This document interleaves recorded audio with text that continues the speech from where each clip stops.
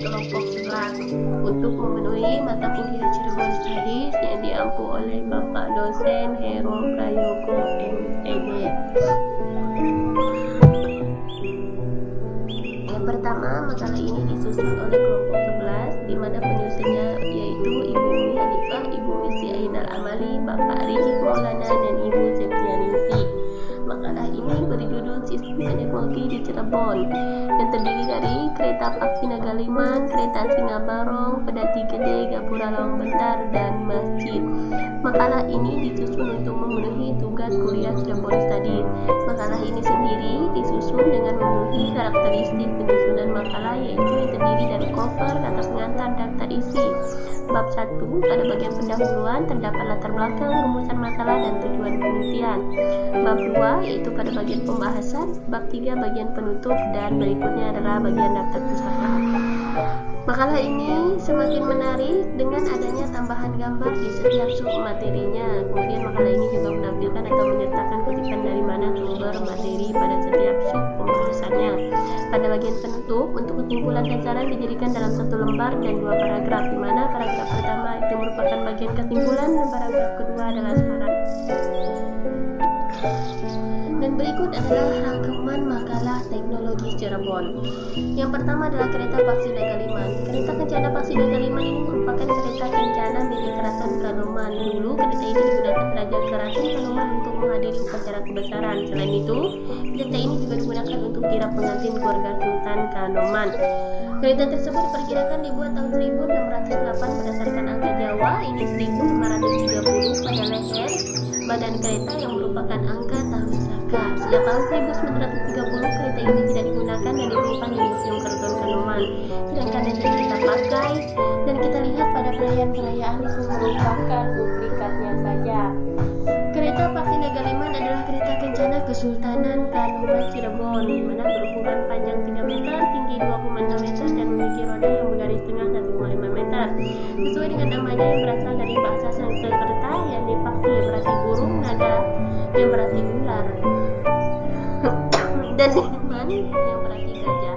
Merupakan perpaduan antara kata dan ketiga ekor binatang tersebut. Badan kereta sebagai tempat duduk untuk penunggannya berbentuk badan gajah yang sedang melipatkan kakinya.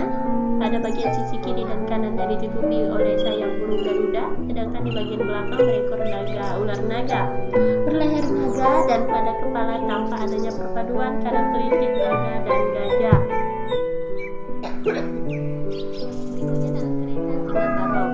Kereta Singa Barong dibuat atau perintah perubahan teratur pada tahun 1649 Masehi berdasarkan Chandra Sangkala yang berbunyi Iku Pandita Buta Rapane, yang berarti 1751 atau 1571 Saka. Menurut Habib Bos, kereta Singa Barong bukanlah kereta yang didesain untuk ditarik dengan kuda, tetapi didesain untuk ditarik dengan sapi. Kereta Singa Barong didesain oleh Pangeran Angkawijaya yang teknik pengerjaannya dibikin oleh dalam gerbang, dan pelemahannya ialah Pinana dari desa dulu. Kereta Singa Barong adalah sebuah kereta kencana yang bentuknya penggabungan dari 4 bagian hewan: singa pada bagian tubuh, kaki dan mata, gajah pada bagian belalai, dan ular pada bagian sayap, dan naga pada bagian kepala. Dibuat pada tahun 1571 Saka atau 1649 Masehi. Kereta ini digunakan untuk keperluan jualan dan tarik oleh penerbang putih.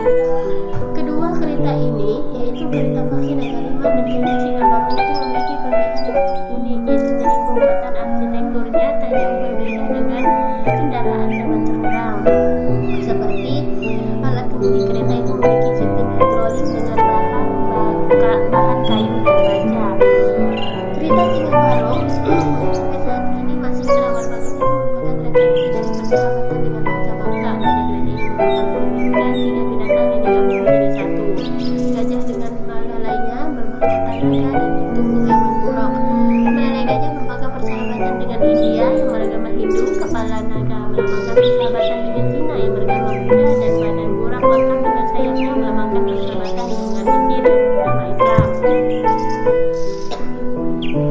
Berikutnya adalah Pedati Gede. Pedati Gede belakangan merupakan artefak bersejarah yang terdapat di daerah Pekalongan Cirebon. Ini merupakan salah satu kendaraan tertua di Cirebon dan menjadi saksi bagi sejarah Cirebon. Berarti Gede Pekalongan yang terdapat pada situs Berarti Gede Jalan Pekalongan Tengah, Kabupaten Cirebon ini memiliki panjang 8,6 meter, lebar 2,6 meter, dan tinggi 2,6 meter.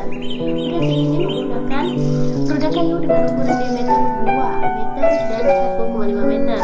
Herman Depot direktur kereta Istana di Lenteng Belanda tahun 1993 menyatakan bahwa ukuran asli Berarti Gede Pekalongan harusnya lebih besar jika dibandingkan dengan yang ada pada waktu sekarang. Berarti Gede Pekalongan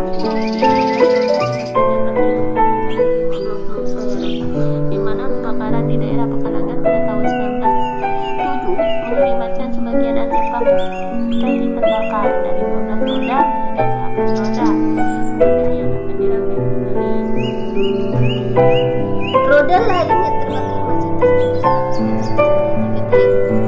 Berarti Taryanto Budayawan dari Keraton Jogjakarta menyatakan bahwa Berarti Gede Pekalongan adalah kendaraan yang diperuntukkan sebagai alat angkutan, tidak hanya tronton di zaman sekarang ini.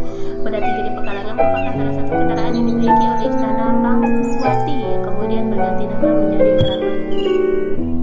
Berikutnya adalah Gapura Lawang Bentar atau Gapura Lawang Bentar. Nah, Gapura Lawang Bentar di Cirebon adalah simbol keakraban antara Kesultanan Demak dan Cirebon. Di Cirebon, Gapura ini menghiasi gang di perkampungan dan berkaitan dengan sejarah kerajaan Majapahit dan Demak. Kesultanan Cirebon saat itu sangat dekat dengan Cirebon, sangat dekat dengan Demak. Dan salah satu bukti keakraban ini adalah keberadaan Candi Bentar di Cirebon. Bentuk Gapura Lawang Bentar di Cirebon memiliki ciri khas yang menarik yang berbeda dari Gapura Lawang Bentar yang ditemukan di daerah Jawa Tengah, Jawa Timur, dan Bali. Di Cirebon, Gapura ini terdiri dari 2 tiang kayu yang disangga oleh fondasi batu sebagai sandaran. Tiang kayu tersebut dan dihiasi dengan ukiran khas Nusantara, sedangkan pada pelangungan Candi Bentar biasanya berbentuk lengkung atau bentuk gerbang pelangi yang disertai sebagai ukiran serta hiasan menjadi ciri khasnya. Gapura Lawang Bentar adalah gapura tanpa atap yang terdiri dari 2 bagian yang terpisah yang biasanya berfungsi sebagai gerbang masuk ke suatu kompleks bangunan seperti masjid atau kantor. Gapura Lawang Bentar Cirebon memiliki bentuk dan desain candi yang melambangkan pengaruh Hindu, Cina, dan Islam dalam sejarah dan budaya Cirebon. Gapura Lawang Bentar Cirebon juga memiliki fungsi sebagai simbol keagamaan dan kebudayaan serta sebagai penanda antara dan bandar wilayah. Contoh Gapura Lawang Bentar yang ada di Cirebon yang terkenal yaitu Gapura Keraton Kesubuhan dan Gapura Gading. Adalah masjid. Nah, di Cirebon ini ada beberapa masjid bersejarah di antara masjid-masjid bersejarah dan masjid yang ikonik disebut yang pertama adalah Masjid Peninggalan Geraham. Masjid ini disebut-sebut sebagai masjid pertama dan tertua di Cirebon. Ini dibangun oleh Pangeran Cakrabuana atau Pangeran Sultan yang merupakan putra raja Pejajaran Prabu Siliwangi. Yang kedua adalah Masjid Agung Sang Cipta Rasa. Masjid ini merupakan salah satu media tertua dan salah satu masjid tertua yang ada di Pulau Jawa sebagai peninggalan dari bukti penyebaran agama Islam oleh para wali songo di Pulau Jawa. Bukti fisik bangunan dari segi sini itu mempunyai nilai simbolis dan historis dari pengaruh Islam di Cirebon.